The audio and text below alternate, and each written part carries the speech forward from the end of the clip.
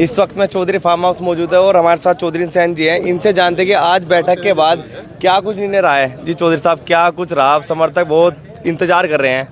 BGT Akshay जी, आपका और आपके सभी दर्शकों का स्वागत है, धन्यवाद है। फैसला आप सबके सामने, मीडिया के सामने खोल दिया गया कि माननीय अखिलेश यादव जी ने अपना विशेष विमान यहाँ पे भेजा था सरसावा एयरफोर्स स्टेशन पे। उसमें हम लोगों को बुलाया, वहाँ पर बातचीत हुई, बहुत ही सौहार्दपूर्ण और आत्मीयता के साथ बातचीत हुई। एक जैसा परिवार में बात होती है, तो उन्होंने सारी बातों को विस्तार पूर्वक सुना, अच्छी तरीके से सुना, भावपूर्ण और भावुकता के साथ उन्होंने जो है हमारे जितने साथी समर्थक हैं उनको ये संदेश दिया कि आपके मान सम्मान में भविष्य में किसी प्रकार की भी कोई भी ठेस नहीं आने दी जाएगी। आपका मान सम्मान परम पूज्य चौधरी साहब का मान सम्मान है। तो क्या लग रहा था कि जिले भर में पता चल चुका था कि चौधरी साहब नाराज हैं, तो मनाने के लिए कुछ नेता आए होंगे आपके पास? देखो, सभी पार्टियों के नेता, सभी पार्टियां वो संपर्क साधती हैं।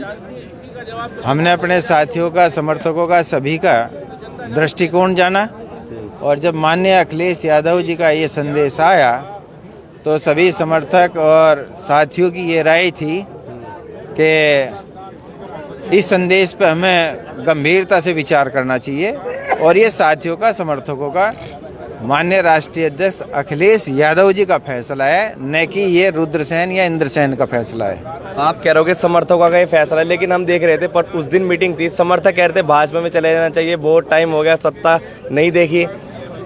वो उनके अंदर गुस्सा और आक्रोश था, वो उनके अंदर जो है गुस्सा आक्रोश था।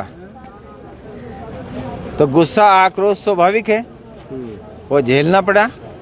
इसी गुस्से आक्रोश की वजह से मैंने अपना विधानसभा प्रभारी पद भी समर्थकों को सौंप दिया था।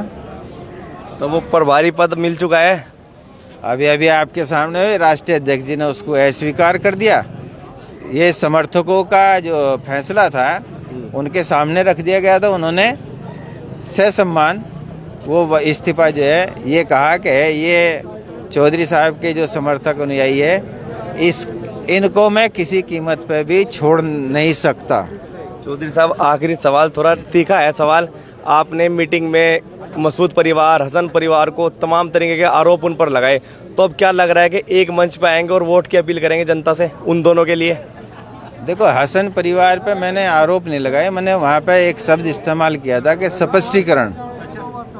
जो मुस्लिम भाइयों में एक और हिंदुओं में भी एक भ्रम जाल फैलाया हुआ था, जिनकी बात कर रहे आप लोग, उन लोगों के द्वारा, और उनके भी दिमाग में थी और उसने हमारे सामने रखी थी नाहिद हसन ने बात, तो वो हमने स्पष्टीकरण दिया था।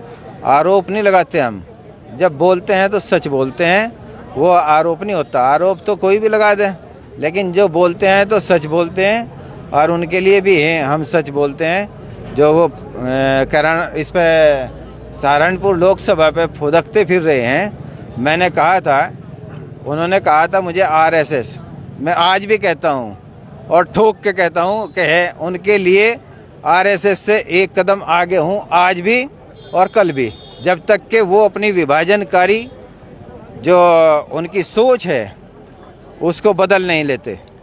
और हम इस विचारधारा के हैं कि पाप से डरो, पापी से नहीं। तो चौधरी साहब, गठबंधन को मजबूत नहीं करेंगे क्या सहारनपुर में? मैंने आपका जवाब दे दिया, मैंने तो खुल्लम खुल्ला कहा, घुमा के कहा। लोग जानना चाह रहे हैं कि समर्थन दोगे, वोट की अपील इमरान मसूद के लिए करोगे या नहीं करोगे? मैंने कहा इसका फैसला, क्योंकि आज कैराना लोकसभा का फैसला था, उसका फैसला जो है उसकी सोच पे और उसकी जो नीतियाँ हैं उसके ऊपर निर्भर करेगा। अगर आपके पास मनाने आए तो फिर क्या होगा उसके बाद? मेरे जो परम पूज्य पिताश्री स्वर्गीय चौधरी यशपाल सिंह जी के समर्थक अनुयायी हैं, वे मानेंगे तो मैं भी मान जाऊंगा। अच्छा, मैं उनसे बगल थोड़ा ही हूँ। लेकिन अभी भी सस्पेंस है, बस आखिरी सस्पेंस यही है, सहारनपुर सीट। अगर सस्पेंस ना हो तो पिक्चर कौन देखे। तो ये चौधरी साहब जिन्होंने बड़ी बेबाकी से तमाम सवालों के जवाब दिए। फिलहाल इतना ही, धन्यवाद।